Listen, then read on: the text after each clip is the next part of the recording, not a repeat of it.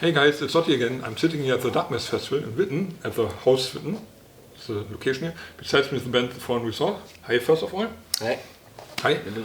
You're one of the bands playing tonight, but maybe it's good to introduce yourselves at first. Who are you and what's your part in the band? I'm Alioscha and I play the drums since 2 years? 2 years now?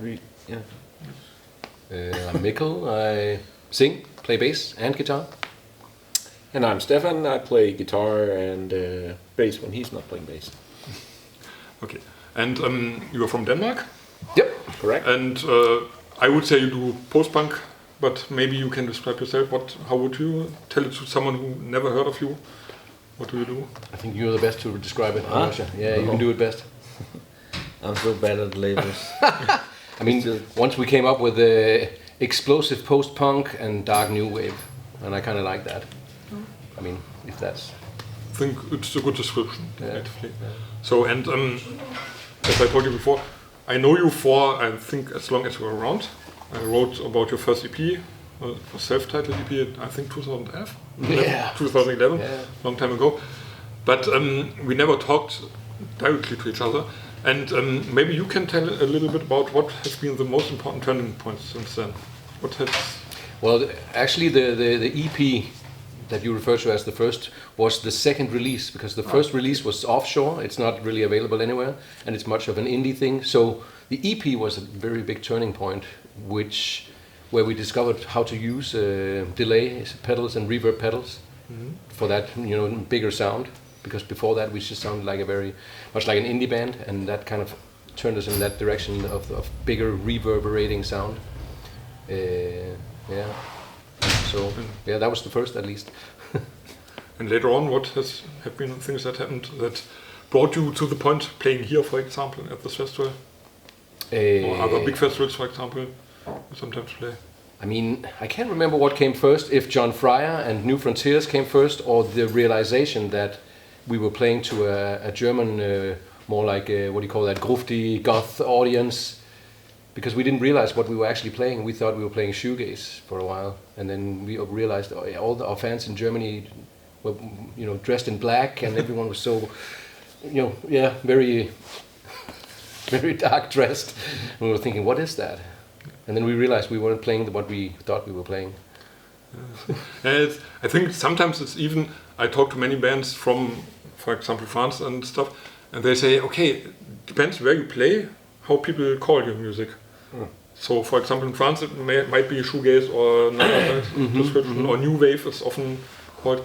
In other countries who are more called post-punk, I think it's kind of definition of the country or the region where you play. I think the audience very much looks the same. You can kind of define things from how people look where you're playing, and they look at what's going to happen here tonight probably. Oh, now we just played VGT, so you know how that looks. Yeah, VGT is, I think, the best description, because there you have all those gothic grufties, stuff like that. Cool. So, yeah, I mean, the working with John Fryer was really a milestone. I mean, Steffan, he wasn't even playing with us back then, but he was there. We I have a part. You had? Oh yeah, you played something. Yeah, I played one guitar. Yeah. So that was, he kind of put us also more in that direction with. We were like, oh, what are we going to do with that sound? Let's try Joy Division. Because everyone talks about that. And now we kind of stuck in the description. Everyone says, oh, you sound like Joy Division and The Cure, which is kind of annoying. It's kind of like, well, no, we're trying to sound like maybe more contemporary music. I can think of other bands.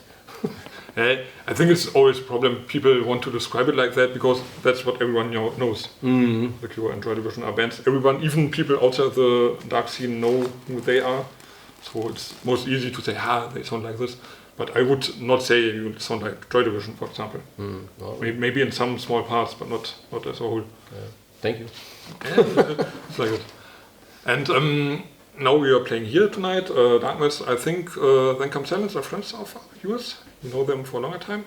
Yeah, I mean, we played with them in Copenhagen this is so long ago. This is like 2009 or 10 or something like that. It's ages ago. And then we played with them again where, this is a long story. Alex, the singer from Then Comes Silence, he played in a different band, Sad Day for Puppets. And we were playing with the Place to Bury Strangers, and they were, Sad Day for Puppets were playing there too, so we kind of, that's where we got to know each other better.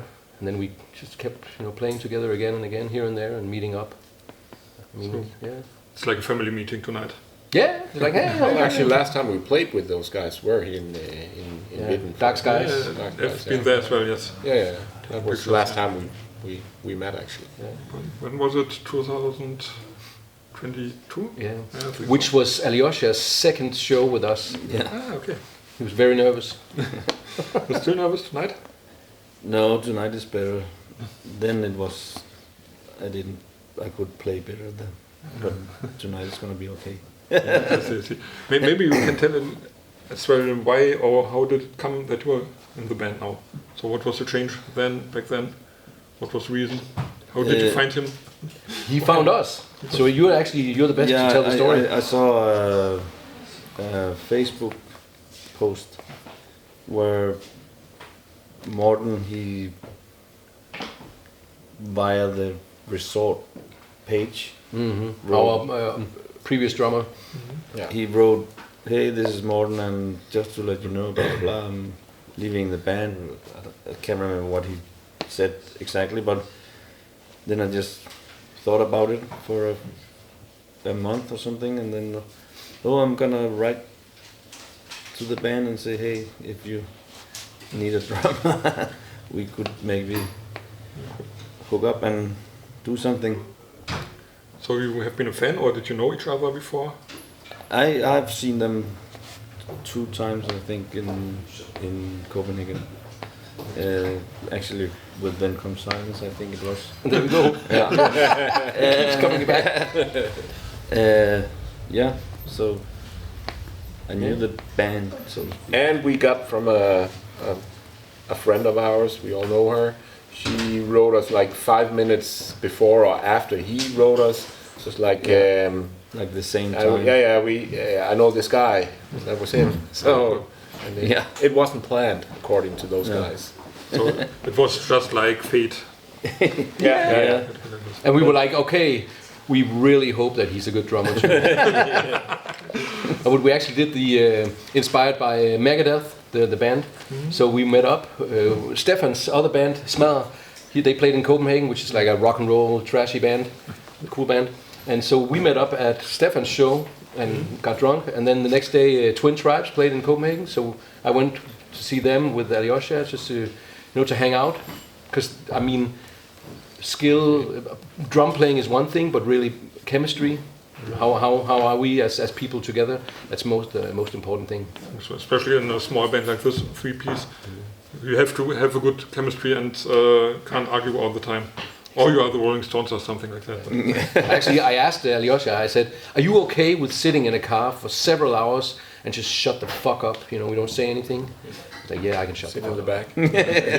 But that's what happens. You drive and drive, and then there's just silence, and people do whatever they do. But some people, they have this urge to talk all the time, and that's gonna kill the car. Okay. Yeah.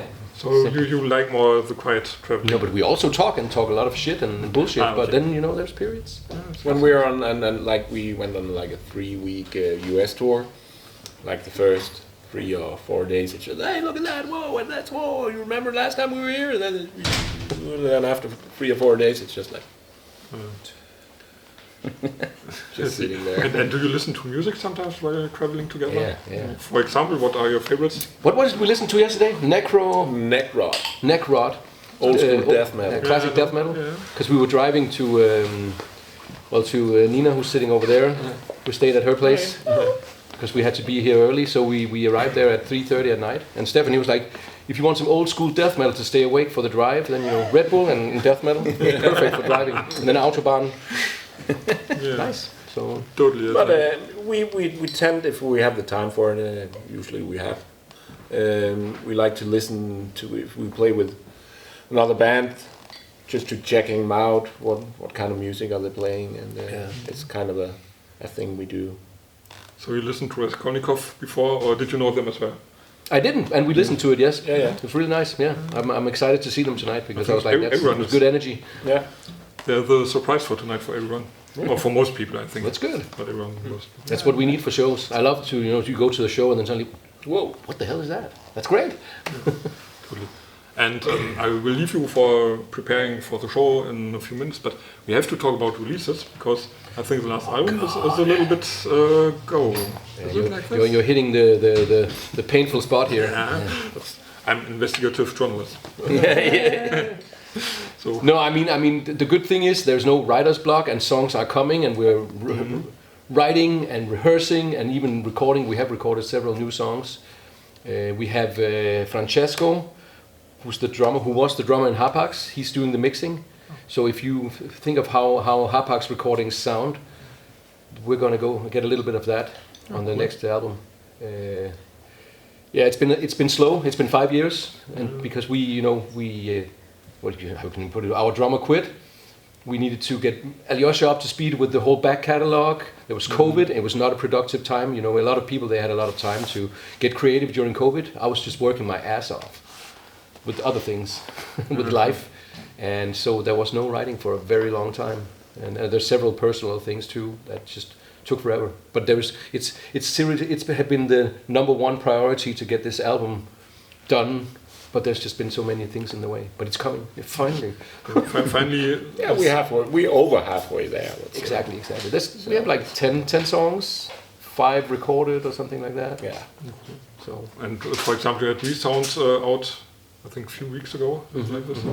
So you had some single, something. we're playing 4 new songs. Was it 3 tonight? Yeah. So I'm looking forward to this. Yeah. So, and what are the plans for the rest of the year? What is coming next? Vacation.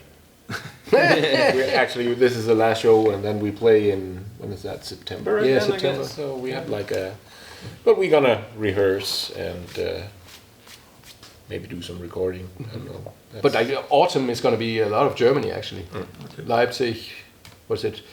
Rüsselsheim, Hamburg, Hanover, like all over the place. A lot of club shows. Yeah. So Berlin.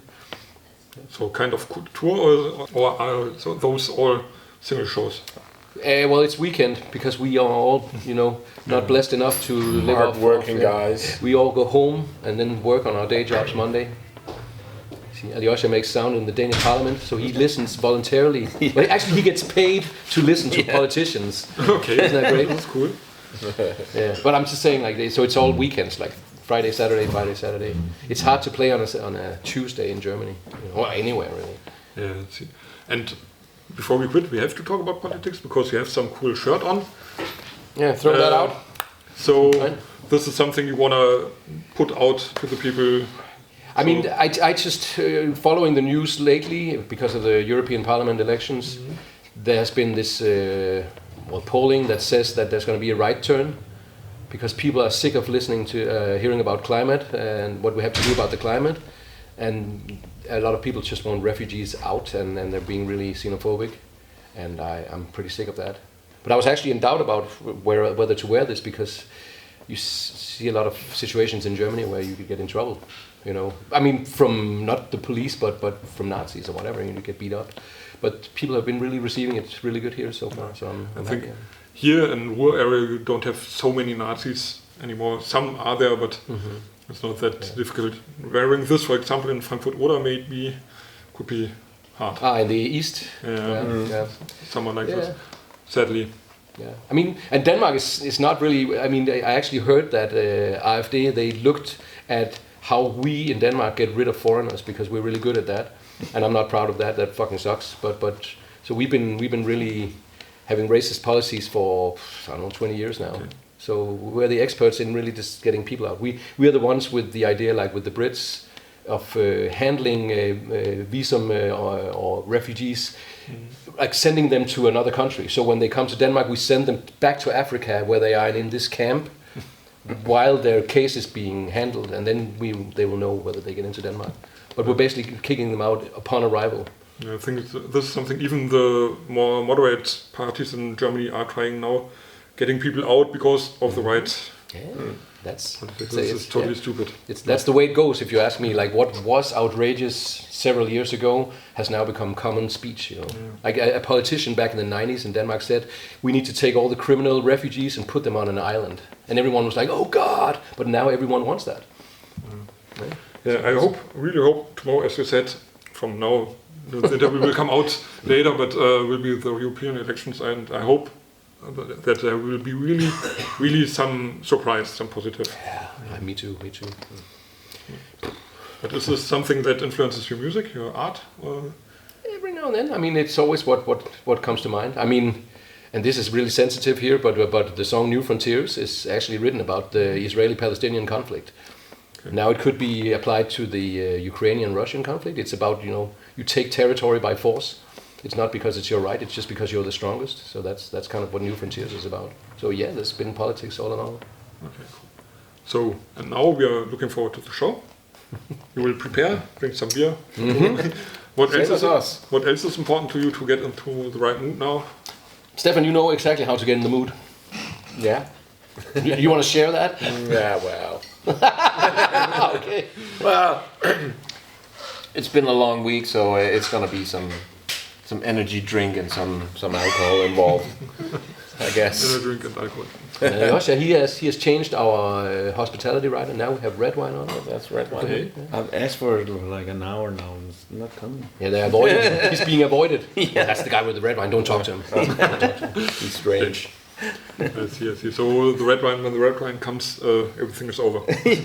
Show's over. No, he actually, and this is maybe not a good thing, but he knows now that he can play a show after a full bottle of red wine. Yeah. Okay. Yeah. Skills. No problem there. Just training. Exactly. Cool. So you asked about what's the difference between now and 2022 with the Dark Skies over Witten. It's a full bottle of red wine. and less mistakes. Oh yes, that too. Yes. Okay, then for tonight we will end. It was a nice talk. Thanks for this. Thank you. Yeah, Thank you guys for watching The Foreign Resort. I love them for 12, 14, 13, something like this, many years. And I'm looking forward to your show. Yeah. And thank you. I say bye, cheers. Bye.